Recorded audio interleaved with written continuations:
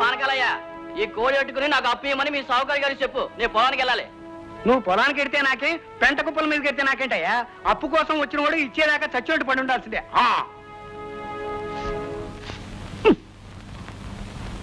ఎవరి మీదరా తెగిసుకుంటున్నావో? ఇంకెవరి మీద? అప్పులోడు ఓ మందొచ్చి పడిపోయారండి.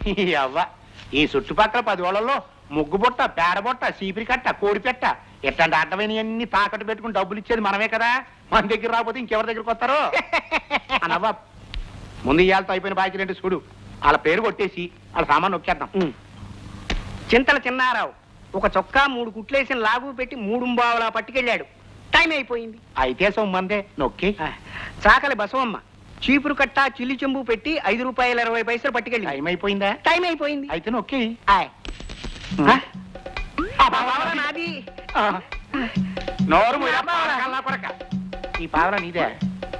అసలు నీ ఒంటి మీద సొక్కా కూడా లేదు కదా, ఇది ఎక్కడి నుంచి పడిందిరా? నిజమే అనుకోండి, కానీ చూడడానికి నా పావలాగానే ఉందండి. నీదైనా, నాదైనా, నీ తాతదైనా, నీ బాబుదైనా ఈ దేశంలో చూడటానికి పావలాలన్నీ ఒక రకంగానే ఉంటాయండి. అయ్యా, కాకపోతే ఈ పట్టం నా దగ్గర నుంచి పడింది కాబట్టి ఇది నాది. అయ్యా, తమరొంటి మీద కూడా చొక్కా లేదు కదా, మరి ఎక్కడి నుంచి పడ్డట్టు? నీ ఎవ్వ నా గోచిలోంచి పడిందిరా. అబ్బే కాదండి అయ్యా. అమ్మాయి, ఇది నాదని చెప్పాను. వెళ్ళి లెక్కలు చూసుకో. ఏమేరండి ఆ పావలా? అదేనమ్మగారు, ఊడుస్తుంటే బొడ్డొంచి కింద పడిపోయింది. మరి అమ్మక ఆయనతో చెప్పొచ్చు కదా. చెప్పనమ్మగారు, అది ఆయన అంటుంటే. సర్లే, ఆ పావలాకి ఇంకో పావలా నేను ఇస్తాను, బయట ఎక్కడ చెప్పగా. ఏమిటో ప్రతి వాళ్ళని పిండి పిండి డబ్బు సంపాదిస్తారు, అయినా కక్కుర్తి తీరదు. కర్మ. పాపరావు, పాపరావు, మీరా భూషణం గారు? వడ్డీ తెచ్చేశారా? చక్రవడ్డీయా, బారు వడ్డీయా?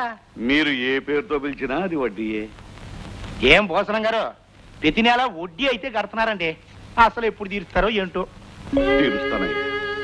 నా కొడుకుతో వ్యాపారం పెట్టిద్దామని మీ దగ్గర అంత పెద్ద మొత్తం అప్పు తీసుకున్నాను. దేవుడు చిన్న చూపు చూడడంతో తిరుపతి నుంచి వచ్చే కొడుకుని కోడల్ని ప్రమాదంలో ఒకేసారి పోగొట్టుకున్నాను. ఉన్నంతలో వడ్డీ కడుతున్నానుగా, అసలు కూడా తొందరలో తీర్చేస్తానయ్యా. అయ్యారు, ఈసారి భూషణం గారు 300కి 100 తెచ్చారండి. 4 రోజుల్లో మా అబ్బాయి తద్దినం ఉంది. 10 మందికి భోజనాలు పెట్టాలి, ఖర్చులుంటాయి కదా అని ఈసారి తక్కువ తెచ్చాను.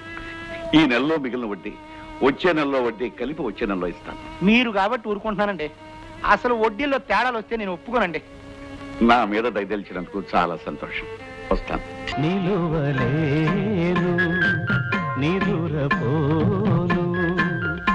ఆశలు చేసిన అల్లరిలో, అల్లరి ఊహల లాహిరిలో, పోటీలో పేరంటాలే ఆడే అందాలేవు. నిలుపలేను వలపు నేను, తనువే దాటిన తాకిడిలో, పెదవే కందిన దోపిడిలో,